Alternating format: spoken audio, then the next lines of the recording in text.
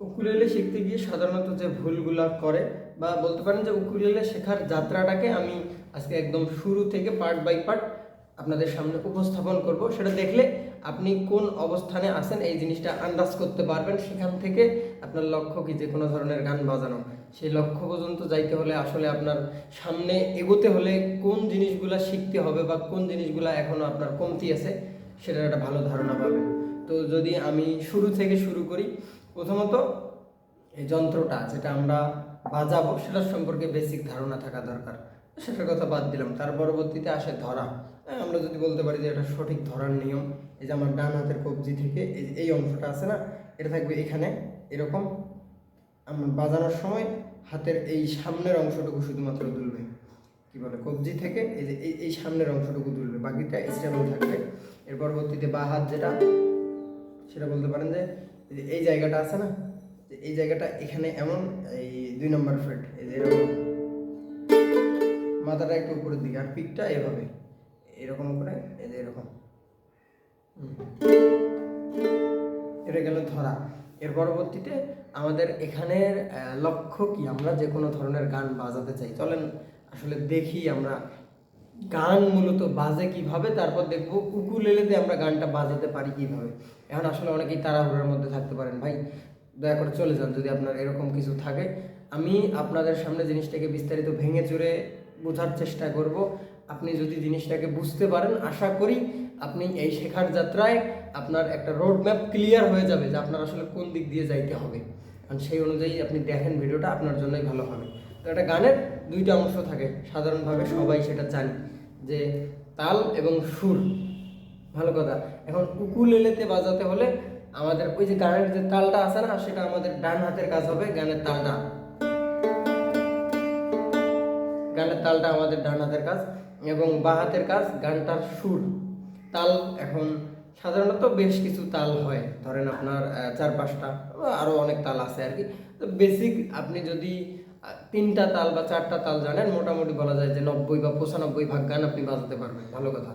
এখন তাল আপনি 4টা বা 5টা শিখলেন, ভালো কথা, বাজাতে পারেন। আর অবশ্যই একটা গানের ক্ষেত্রে কি হয়, ডান হাতের যে তালটা ছিল আমাদের, সেই তালটার সাথে মিলিয়ে বাঁ হাতে গানের সুর বাজাতে হয়। অর্থাৎ ডান হাতের তালটাকে আমরা গানে কিভাবে ব্যবহার করতে পারি, এরকম নিয়ম কৌশল আছে অবশ্যই। অনেকেই বলতে পারেন যে এরকম তো হতে পারে নাকি, যে দ্রুত তাদের তালটা সাথে ধরে একবার ছাপা ছাপা বাজালাম, রেতে ধরে একবার, গাতে একবার, এটাও তালের সাথে মিলিয়ে সুর বাজানো ঠিক আছে। কিন্তু গানের ক্ষেত্রে আসলে দেখা গেল আপনি যে ছাপা সাঁচা একবার বাজালেন 2 নম্বর তারে, এমন নাও হতে পারে। এমন হতে পারে ছাপা সাঁচা ডান হাতের যে আপনার 4টা টোকা, এই 4টা টোকার সাথে বাঁ হাতে আরো আপনার বেশ কিছু নোট হতে পারে। আমি এখানে সারে মামা 4টা নোট বাজাইলাম, অর্থাৎ ডান হাতের তাল যেটা সেটা কিন্তু আমার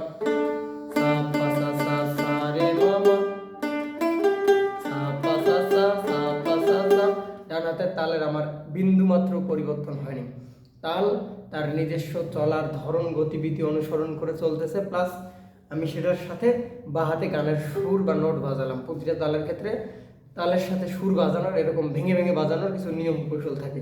যদি আপনি সেগুলো জানেন ভালো, না জানলে সামনে আমি এই ভিডিও শেষের দিকে এই জিনিসগুলোর বিস্তারিত আপনাকে জানাচ্ছি। এর পরবর্তীতে ডান হাতের কাজ মোটামুটি ক্লিয়ার।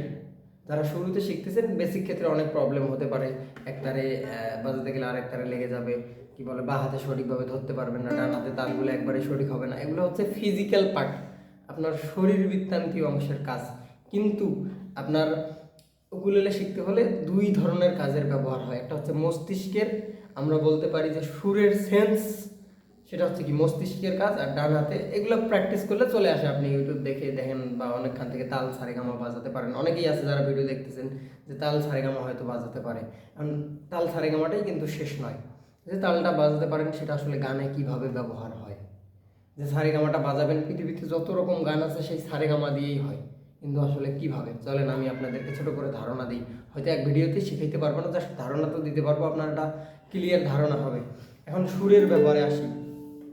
সুরের ব্যাপারে আসতে হলে সুর সম্পর্কে একটু বিস্তারিত ধারণা দিই। সুর জিনিসটা মূলত কি, সুর কি, সুর আমরা যদি বলতে চাই বলতে পারি সুর হচ্ছে অনুভূতি। অনুভূতি কি? ধরেন আপনি আমাকে কষ্ট দিলেন কোনো কারণে, আমি কষ্ট পেলাম, আমি যখন কষ্ট পেলাম আমার মনে একটা কিন্তু কষ্টের অনুভূতির অনুভব থাকে। আপনি যখন কষ্টে থাকেন আপনার মন খারাপ থাকে বা মন ভারী থাকে, ওটাই মূলত কষ্টের অনুভূতি। ওটা অনুভূতি। আমি জাস্ট এখন অনুভূতি বোঝাচ্ছি, তারপরে সুর কিভাবে অনুভূতি সেটা বোঝাবো। এখন তার পরবর্তীতে ধরেন আপনি অনেক হাসি খুশি আছেন, এখন ওই যে কথার কথা ছোটোবেলায় আমাদের মেলায় যাওয়া বা অনেক ব্যাপার থাকে না, আমি যদি চাইতে চাই আমাকে না নিয়ে যায় আমার মন খারাপ হয়, যখন নিয়ে যাবে তখন কি আমার একটা ভালো লাগা একটা কাজ করে। কিন্তু সুর দিয়ে আপনার মনে এই জিনিসগুলো জাগানো সম্ভব। আপনি যখন ছোটোবেলায় আপনার মেলায় নিয়ে যায়নি আপনাকে, তখন আপনার যে মন খারাপ হয়েছিল বা একটা ব্যাপার ছিল আর কি, মন ভারী ভারী হওয়ার, সেই জিনিসটা সুর দিয়ে জাগানো সম্ভব। তার মানে আমরা বুঝলাম সুর জিনিসটা হচ্ছে অনুভূতি। কারণ অনুভূতিকে কি করা যায়? দেখা যায় কি? অবশ্যই না। অনুভূতিকে অনুভব করতে হয়। যখন আপনি মন খারাপ থাকেন, অনুভূতি আপনার মনে বা শরীর থেকে ভেতর থেকে অনুভব হয়, মুখে হালকা পাতলা একটা ছাপ বা দেখা যায়। কিন্তু এখন আমি আপনাদেরকে দেখাই একটা গান গেয়ে, কষ্টের সুরের একটা গান গেয়ে, তারপর আমি বিস্তারিত হতে চাই যে অনুভূতিটা আসলে কিভাবে হয়।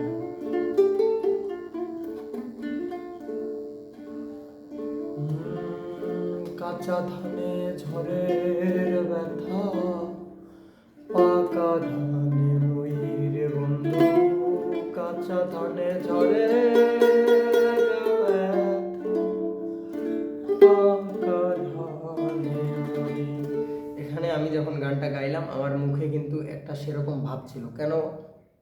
কারণ সুর জিনিসটা হচ্ছে অনুভূতি। একটা গানে দুই রকমের অনুভূতি হতে পারে, হয় কষ্টের অনুভূতি আর হয় রোমান্টিক অনুভূতি। মেজর স্কেল মাইনর স্কেল বলে আর কি। এগুলোকে বিস্তারিত বা মাথায় ভারীভাবে নেওয়ার দরকার নাই, যার ধারণা নেন। আমি আজকে আপনাদেরকে ধারণাই দিচ্ছি শুধুমাত্র। তার মানে এই গানটা কষ্টের সুরের অনুভূতি দ্বারা প্রকাশ করা ছিল। কষ্টের সুরের জন্য উকুলেলেতে এই নির্দিষ্ট নোটগুলো হয়, ওই নোটের মধ্যে আসলে গানটা পড়ছে। যখন আমি গানটা গেয়েছিলাম সুরটাকে অনুভব করেছি, সুরটা ছিল কষ্টের সুর। আমি যদি কষ্টের সুরকে অনুভব করি আমার মুখে বা চেহারায় একটা কষ্টের ছাপ চলে আসবে। রোমান্টিক সুরের ক্ষেত্রেও সেম, আমি যখন সেটাকে অনুভব করবো আমার মুখে একটা কি বলে হাসি খুশি ভাব চলে আসবে। দেখাই,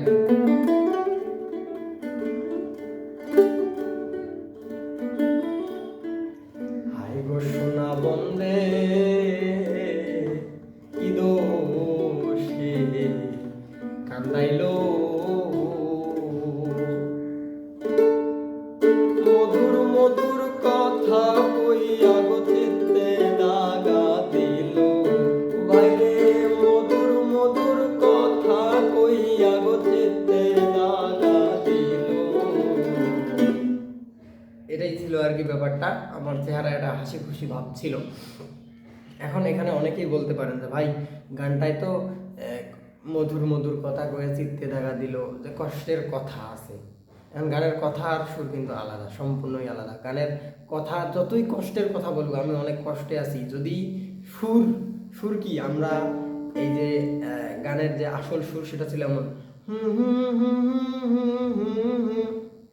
তার মানে কি গানটার আসল সুর যেটা ছিল, এখন ওই সুর দিয়ে যদি রোমান্টিক কি বলে রোমান্টিক কথাবার্তা বলতো সেটা রোমান্টিক হইতো, বা ওই যে একটা সুরটা কি রোমান্টিক সুর, সেই সুরটা দিয়ে যদি কষ্টের কথাও বলতো কিন্তু সুরটা হবে রোমান্টিক।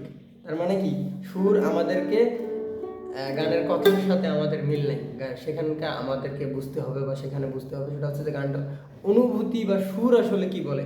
কথা কিন্তু ভিত্তি নয় বা কথার সাথে আমার কোনো স্বাদ নেই। তার মানে আমরা বুঝতে পারলাম যে গানে দুই ধরনের অনুভূতি হতে পারে, হয় কষ্টের সুর রোমান্টিক সুর বা কষ্টের অনুভূতি রোমান্টিক অনুভূতি। এখন এতটুকু পর্যন্ত ঠিক আছে যে গানটায় কষ্টের অনুভূতি বা রোমান্টিক অনুভূতি, কিন্তু আমরা যে বাজাই এটা হচ্ছে দোতারা স্টাইল, ফোক গান বা এই জাতীয় গানগুলো আমরা কিন্তু বাজাই। এখন আসলে ফোক গানের ক্ষেত্রে কি হয় জানেন, একটা গানে কষ্টের সুর প্লাস রোমান্টিক সুর মিশ্রিত থাকে। আপনি যদি আধুনিক গান ব্যান্ড গান এগুলোর কথা চিন্তা করেন, ধরেন গানটা কষ্টের সুরের গান, কষ্টের সুরের জন্য যে যে নোটগুলো নির্দেশন করা আছে এই নোটগুলো, ওই নোটের বাইরে কোনো নোট আপনার পড়বে না। গান বাজাতে হলে ওই নোটগুলোই পড়বে। কিন্তু ফোক গানের ক্ষেত্রে অনেকটা টক স্বাদ ফ্লেভার। ধরেন যে গানের শুরুর এতটুকু জায়গা কষ্টের সুর, পরে বাকিটা হতে পারে রোমান্টিক সুর, কিন্তু গানের ভিত্তি থাকে একটা, যে গানের ভিত্তিটা আসলে কষ্টের সুরের ভিত্তি, কিন্তু মাঝে হতে পারে এতটুকু জায়গায় রোমান্টিক সুরেরও ব্যবহার আছে। সাধারণত এরকম হয়। এখন বিস্তারিত বলতে গেলে অনেক কিছুই বলতে হয়, এক ভিডিওতে আসলে এরকম বিস্তারিত বলা সম্ভব নয়। এখন যেটা বলতেছিলাম যে এই নোটগুলা কষ্টের সুর, বা গানটা শুনে আমি বুঝতে পারলাম গানটা কষ্টের সুরে আছে। কষ্টের সুরের জন্য কোন কোন নোটগুলো হয়,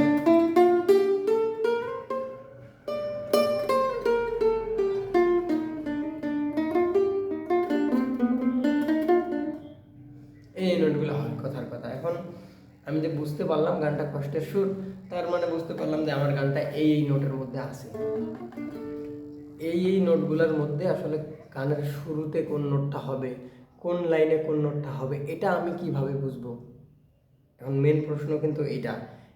এত দূর পর্যন্ত অনেকে আসছেন, এখানে গিয়ে এসে আটকাইছেন, অনেক এমন আছে। এখন এখানকার যে ব্যাপারটা না, এখন এখানকার ব্যাপারটার জন্য আমি অনেক ভিডিওতে অনেকবার বলি যে সারেগামাটা মূলত বাসা বাড়ির সিঁড়ির মতো।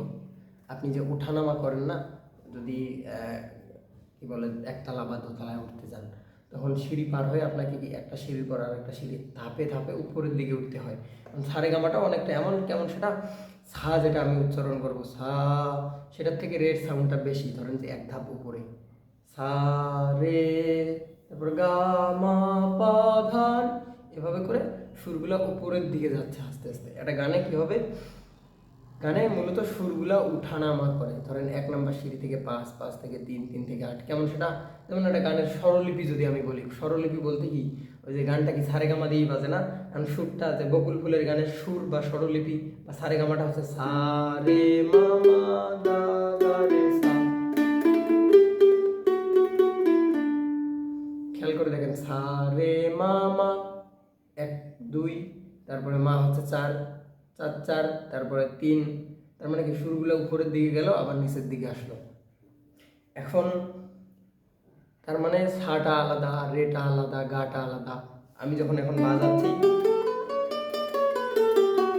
স্বাভাবিকভাবে আমার শুনতে মনে হচ্ছে যে আসলে সবগুলো তো একই, কিন্তু আপনাকে এই যে এটার সাউন্ডকে কি দিয়ে হিসেব করে, ফ্রিকোয়েন্সি বলে আর কি। প্রতিটার যে ফ্রিকোয়েন্সি আলাদা, একটার থেকে যে আরেকটার সাউন্ড বেশি, এই জিনিসটা আপনাকে মাথার মধ্যে ক্যাচ করতে হবে। প্রথমত অনুভূতিকে চিনতে শিখতে হবে, দ্বিতীয়ত কি বলে এই যে সাউন্ডটা যে একটার থেকে আরেকটা বেশি বা একটার থেকে আরেকটা যে আলাদা, এই জিনিসটা যদি আপনি মাথার মধ্যে ক্যাচ করতে পারেন, আপনার এই যাত্রায় কাজ শেষ। এতক্ষণ যে জিনিসগুলো বললাম সেগুলো যদি আপনি কি বলে করতে পেরেছেন তাহলে তো ভালো। এখানে যদি আটকাইছেন, এখন এখানকার এটা আসলে হয় কিভাবে, যে আমি একটা গান যখন খুঁজতেছি না, যেমন ধরেন মধুর মধুর কথা কয়ে গানটা, গানটা শুরু হচ্ছে মধুর মধুর হুম হুম হুম হুম, দেখেন তো খেয়াল করে,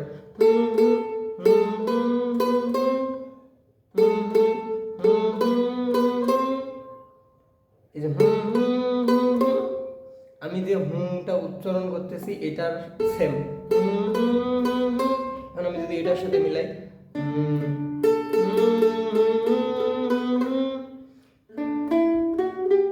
এখানে দেখেন এটা কিন্তু যেহেতু সা রে গা মা করতেছে, তার মানে এটা হচ্ছে মা পা ধা নি, এটা কিন্তু এর থেকে এটার সাউন্ড বেশি। এটা দেখেন,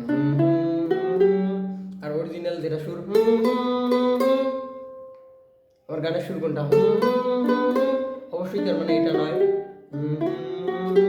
অনেকে এই জিনিসগুলো গুলিয়ে ফেলে, তার কারণ কি আপনার মস্তিষ্কে সুরগুলো এখনো সেট হয়নি। ছাটা যে আলাদা, রেটা যে আলাদা, আপনার মস্তিষ্ক চিনতে পারে না এখনো। আপনি শুনলে সবগুলাকে একই মনে করেন। ধরেন যে কি বলে, আপনি রং চেনেন না, কোনটা সাদা, কোনটা কালা, কোনটা লাল। এখন আপনার সামনে যদি অনেক রঙিন জিনিস দেওয়া হয়, সব একই, কোনটা কি তার মধ্যে তো কোনো পার্থক্য নাই। ব্যাপারটা এমন, যখনই আপনি রং চিনবেন, এটা তো লাল, আপনাকে যদি বের করে যে লাল রংটা খুঁজে বের করো, আপনি লাল যেটা চেনেন সেটাকে কিন্তু খুঁজে সহজেই বের করতে পারবেন। ব্যাপারটা এমন, আমি যখন একটা গান খুঁজতেছি বা বাজাতে চাচ্ছি, সেই সুরটা আমার জানা আছে, সেটা হচ্ছে হুম হুম হুম হুম হুম, এই সুরটা আমাকে বাজাতে হবে। এখন যেই সুরটা খুঁজতেছি আর এখানকার যে সুরটা মস্তিষ্ক চেনে, আমার মস্তিষ্ক আমার বাঁ হাতকে অটোমেটিক সিগন্যাল দিয়ে দেয় যে ভাই, মস্তিষ্ক তো আর ভাই বলে না, যাই হোক, মস্তিষ্ক অটোমেটিক এটা ন্যানো সেকেন্ডের মধ্যে আমার বাঁ হাতকে সিগন্যাল দিয়ে দেয় যে সুরগুলা এখানে এখানে আছে। এখন যখন আমার মস্তিষ্ক সিগন্যাল দিয়ে দিল, আমি বাজিয়ে দিলাম, আগের যে নিয়মগুলো ছিল তালের সাথে বা ইত্যাদি, আমার কাজ কিন্তু শেষ। এখন অনেকেই আসলে শিখতে চাচ্ছেন, যারা এতক্ষণ পর্যন্ত ভিডিওটা দেখেছেন, আমি মনে করব তাদেরই আসলে ধৈর্য আছে শেখার, তারাই মূলত শিখতে পারবে। অনেকেই আসে তাড়াহুড়ার মধ্যে শিখতে। আসলে ভাই, আপনি যদি বিস্তারিত জানেন আপনাকে কি করতে হবে, তবেই আপনি শিখতে পারবেন। কথার কথা, আপনি ইউটিউব দেখে একটা তাল শিখলেন, ভালো কথা, কারণ তালটা আপনি অনেক ভালো বাজান, সেই তালটা কিভাবে গানে ব্যবহার করবেন আপনি যদি সেটার বিস্তারিত না জানেন, আপনি বাজাতে পারবেন? অবশ্যই না। সেজন্যই আমি সবসময়ের জন্য বলি, শেখার ক্ষেত্রে তাড়াহুড়া করে লাভ নেই। আপনি বোঝার সময়, শেখার সময় যদি আধা ঘন্টা সময় দেন, সেই জিনিসটা আপনি হাতে অন্ততপক্ষে 5 মিনিটে নিয়ে আসতে পারবেন।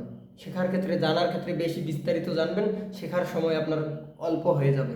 এটাই হচ্ছে ব্যাপারটা। তো অনেকেই আছেন শেখার উদ্দেশ্য প্রকাশ করেন, বা অনেকেই জানান আমাকে কীভাবে শিখতে পারি, তাদের উদ্দেশ্যে বলি, যদি অনেকক্ষণ ভিডিও হয়ে গেছে, যারা এতক্ষণ পর্যন্ত আছেন বাকিটুকুও দেখেন, আমার মনে হয় আপনার উপকারী হবে, ক্ষতি হবে না। এটাই তো। প্রথমত যে শেখার ক্ষেত্রে কিন্তু সবাই নতুন, আমরা যেভাবে বললাম যে যেভাবে ধরবো সেটা থেকে শুরু করে যে কোনো ধরনের গান বাজানো পর্যন্ত আমি আপনাকে প্রতিটা টপিকের উপর ভিডিও আকারে লেসন পাঠাবো। টোটাল 28টা ক্লাস। 1 নম্বর লেসন, সেখানে একদম বিস্তারিতভাবে আছে কিভাবে ধরবেন, ওখানে তো জাস্ট দেখিয়ে দিলাম, একদম বিস্তারিতভাবে কিভাবে ধরবেন।